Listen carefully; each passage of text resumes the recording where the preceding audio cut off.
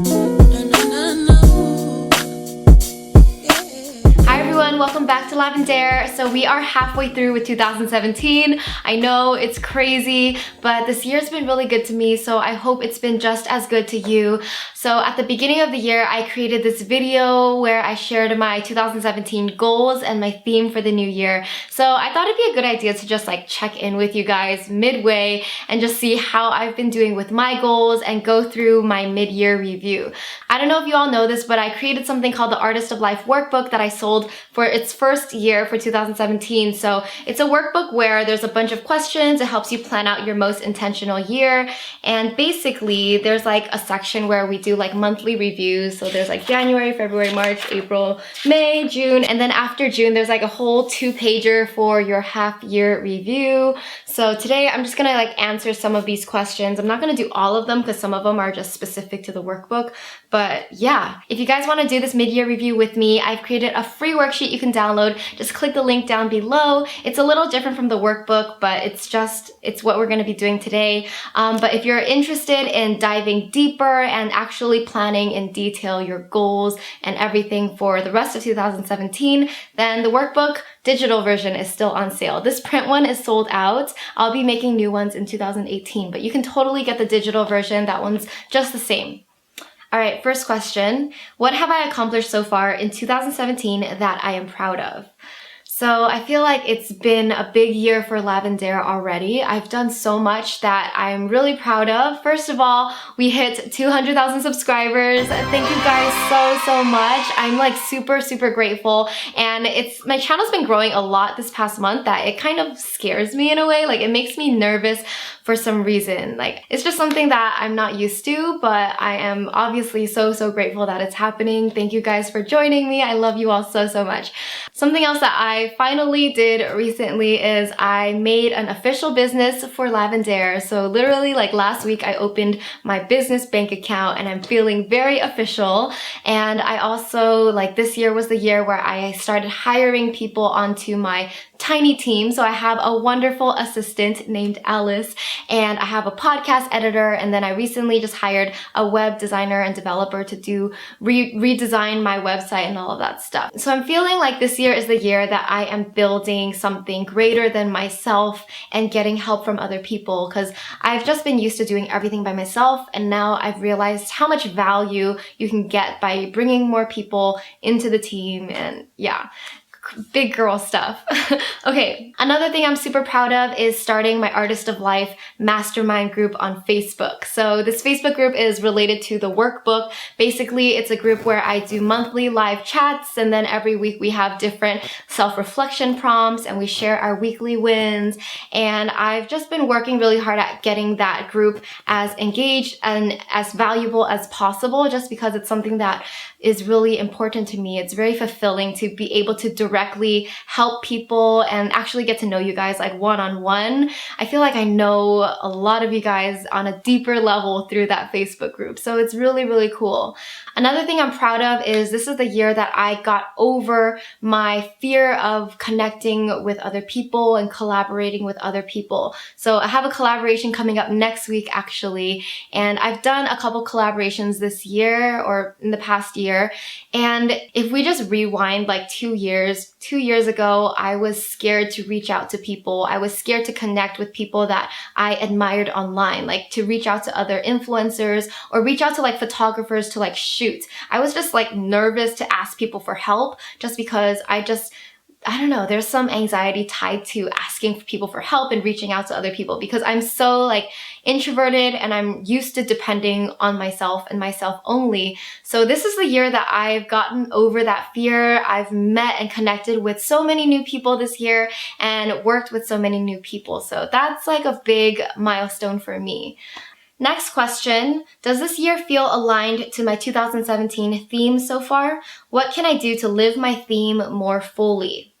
So my theme for 2017 was space. I wanted to create more space for me to breathe. I felt like at the end of 2016 when I was designing this workbook and program and stuff, I was really in like a hustle mode. So I was not having like work-life balance at all. It was like 100% work and no life.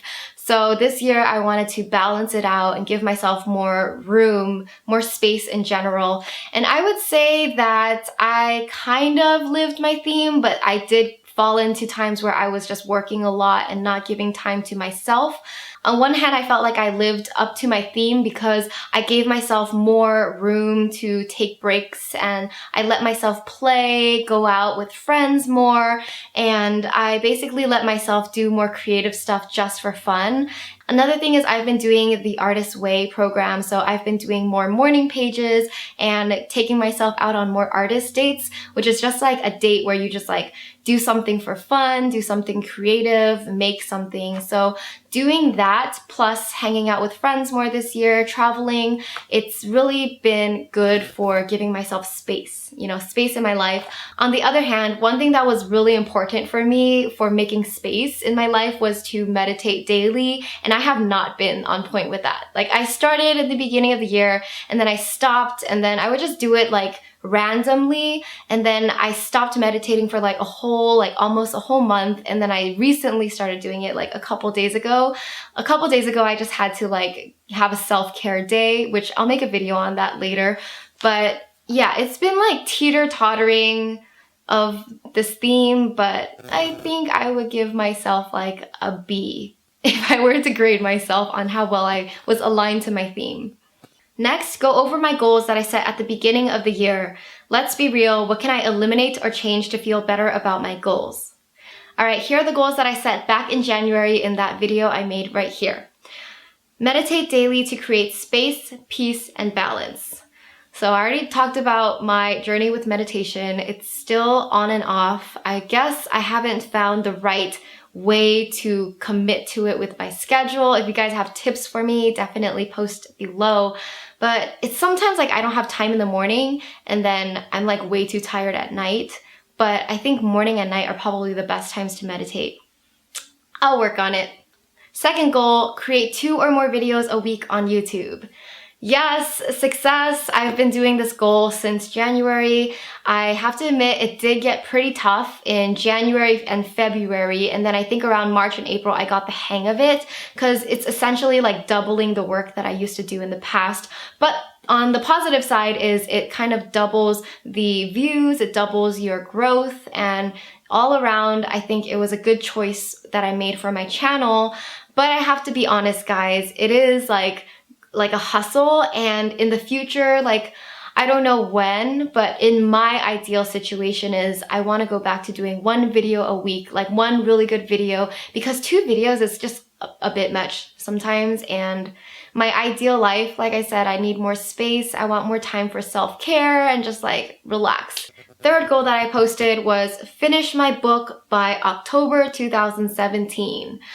This is a disappointment because I was like working on creating the book in January, February, and then I traveled in March, and then Coachella, and then social things happened, and then now it's summer, and now I feel like I had to reevaluate. So this is a big goal that I really wanted to commit to, but it's also a big goal that I realized I have to shift just because it doesn't make sense to do it right now.